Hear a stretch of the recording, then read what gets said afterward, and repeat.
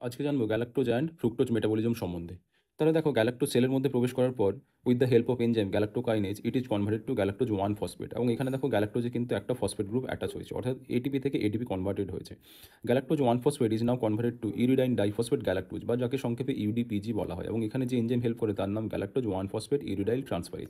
এই যে ইউডিপিজি তৈরি হলো, ইউডিপিজি থেকে ক্যারাটেন সালফেট তৈরি হয়, সেখান থেকে মায়োলিন তৈরি হয় এবং সেখান থেকে গ্যাংলিওসাইডও তৈরি হয়। ইরিডিন ডাইফসফেট গ্যালাক্টোজ আবার কি হয়, এপিমারেজ এনজাইমের সাহায্যে ইরিডিন ডাইফসফেট গ্লুকোজে কনভার্ট হয়, এবং ইরিডিন ডাইফসফেট গ্লুকোজ আমরা জানি যেটা কিন্তু গ্লাইকোজেন সিনথেসিসে হেল্প করে, এবং ইরিডিন ডাইফসফেট গ্লুকোজ থেকে আবার ইউরিনিক অ্যাসিডও তৈরি হয়। এখন প্রশ্ন হচ্ছে, এই যে গ্যালাক্টোকাইনেজ এনজাইম সম্বন্ধে জানলাম, এই এনজাইমে যদি ডেফিসিয়েন্সি হয় তাহলে কী হবে, গ্যালাক্টোজ থেকে গ্যালাক্টোজ 1 ফসফেট তৈরি হবে না, অর্থাৎ সেলের ভেতরে গ্যালাক্টোজের অ্যামাউন্ট বাড়তে থাকবে। তখন কী হবে, ওই গ্যালাক্টোজ সেলের বাইরে বেরিয়ে যাবে, সার্কুলেশনে চলে আসবে। তাহলে সার্কুলেশনে যদি গ্যালাক্টোজ বেড়ে যায় সেই কন্ডিশনটাকে বলা হবে গ্যালাক্টোসেমিয়া, এবং সার্কুলেশনে যদি গ্যালাক্টোসেমিয়া হয় সেই গ্যালাক্টোজ ইউরিনের মাধ্যমে এক্সক্রিট হবে। তার ফলে কী হবে, ইউরিনে কিন্তু বেনেডিক্ট টেস্ট পজিটিভ পাবো। ওই গ্যালাক্টোজ আবার লেন্সে গিয়ে যদি অ্যাকুমুলেট হয় তাহলে কিন্তু ক্যাটারাক্ট বা ছানি করে। এরপরে জানবো গ্যালাক্টোজ 1 ফসফেট ইউরিডাইল ট্রান্সফারেজ এনজাইম যদি ডেফিসিয়েন্সি হয় তাহলে এই স্টেপটা হবে না। এই স্টেপ যদি না হয় তাহলে সেলে গ্যালাক্টোজ 1 ফসফেটের অ্যামাউন্ট বাড়বে এবং গ্যালাক্টোজের অ্যামাউন্ট বাড়বে, এবং এই স্টেপ থেকে এই স্টেপে কী লাগে, এটিপি লাগে, অর্থাৎ এটিপি কিন্তু ইউজ হয়ে যাচ্ছে। তাহলে কী হবে, সেলে ফসফেট কিন্তু কম থাকবে, তাহলে কী হবে, হাইপোফসফেটেমিয়া হবে। এবং এই ফসফেট যদি কম থাকে, ফসফেটের ইউজ কী ছিল, আমরা গ্লাইকোজেনোলাইসিসে জেনেছিলাম গ্লাইকোজেন থেকে যখন গ্লুকোজ তৈরি হচ্ছিল এখানে একটা এনজাইম ছিল তার নাম glycogen phosphorylase.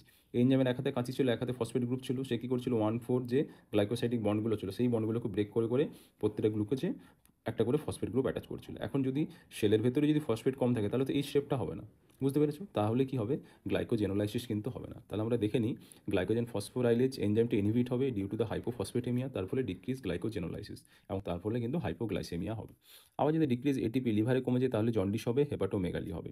Decrease ATP in the kidney তাহলে ফ্যাঙ্কনি সিনড্রোম হবে, এবং এটিপির অ্যামাউন্ট বেড়ে যাবে, so it increase the uric acid and hypouricemia হবে। এবং তাহলে এই স্টেপগুলো যদি হ্যাম্পার হয়, মাইলিন সিনথেসিস যদি না হয়, it leads to mental retardation and hypotonia. এরপরে জানবো ফ্রুক্টোজ মেটাবলিজম সম্বন্ধে। তার আগে এই স্টেপটা দেখো, চেনা লাগছে গ্লুকোজ থেকে গ্লুকোজ 6 ফসফেট, এবং এখানে কি তৈরি হচ্ছিল, এই স্টেপটা গ্লাইকোলাইসিসের স্টেপ ছিল। এখানে fructose with the help of enzyme fructokinase is converted to fructose 1 phosphate. Fructose 1 phosphate থেকে আবার গ্লিসারলডিহাইড তৈরি হয় এবং ডাইহাইড্রক্সি অ্যাসিডেন ফসফেট তৈরি হয় with the help of enzyme aldolase B. এখন এই ফ্রুক্টোকাইনেজ এনজাইম যদি না থাকে সেটাকে বলা হয় এসেনশিয়াল ফ্রুক্টোসোরিয়া, এবং অ্যান্ডোলেজ বি যদি এনজাইম না থাকে বা ডেফিসিয়েন্সি থাকে তাহলে যে ডিজিজটা হবে সেটা হচ্ছে হেরিডিটারি ফ্রুক্টোজ ইনটলারেন্স, অর্থাৎ ফ্রুক্টোজ ইনটেক হবে কিন্তু ফ্রুক্টোজ ইনটেক করলে তার কিন্তু ডাইজেশন হবে না। এবং এখানে দেখো আমরা জেনেছিলাম ক্লাসিক্যাল গ্যালাক্টোসেমিয়া এটা কিন্তু নিওনেটদেরই হবে, অর্থাৎ জন্মের পরেই হবে। এবং এখানে দুটো জিনিস মনে রাখতে হবে, ক্লাসিক্যাল গ্যালাক্টোসেমিয়াতে ইকোলাই নিওনেটাল সেপসিস হয় এবং প্রিমেচার ওভারিয়ান ফেলিওর হয়। এবারে জানতে হবে, এই যে হেরিডিটারি ফ্রুক্টোজ ইনটলারেন্স হচ্ছে এটা কিন্তু ক্লাসিক্যাল গ্যালাক্টোসিমিয়ার মতোই সিমটম দেখা যাবে, কিন্তু সিমটমটা কখন দেখা যাবে, সিমটমটা দেখা যাবে আফটার 6 মান্থস পরে। যতদিন বেবি ব্রেস্ট মিল্ক ইনটেক করছে ততদিন কিন্তু কোনো সমস্যা হবে না, কারণ ফ্রুক্টোজ তো আসছে না, সো ফ্রুক্টোজ ডাইজেশনে মেটাবলিজমে কোনো প্রবলেম হবে না। কিন্তু 6 মান্থস পরে যখন ইনফেন্ট ফুড বেবি ইনটেক করা শুরু করে তারপরেই কিন্তু এই সিমটমগুলো শুরু হবে। ওকে, তাহলে classical galactosemia and hereditary fructose ইনটলারেন্সের এই ডিফারেন্সটা মনে রাখতে হবে।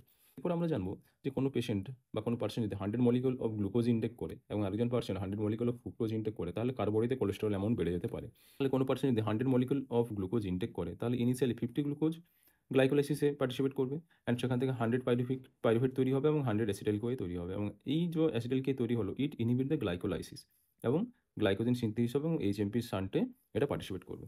এবার 100 মলিকুল অফ ফ্রুক্টোজ কী করে, সেখান থেকে 100 গ্লাইকোলাইসিস হবে, 200 পাইরুভেট হবে, 200 অ্যাসিটাইল কো হবে, এবং 200 অ্যাসিটাইল কো মানে more fatty acid and more cholesterol, so cholesterol amount বাড়বে। তার মানে আমি বলতে পারি fructose based diet is more lipogenic than glucose based diet. Okay, তাহলে আমরা গ্যালাক্টোজ অ্যান্ড ফ্রুক্টোজ মেটাবলিজম সম্বন্ধে জানলাম এবং এর ক্লিনিক্যাল ইম্পর্টেন্স সম্বন্ধেও জানলাম।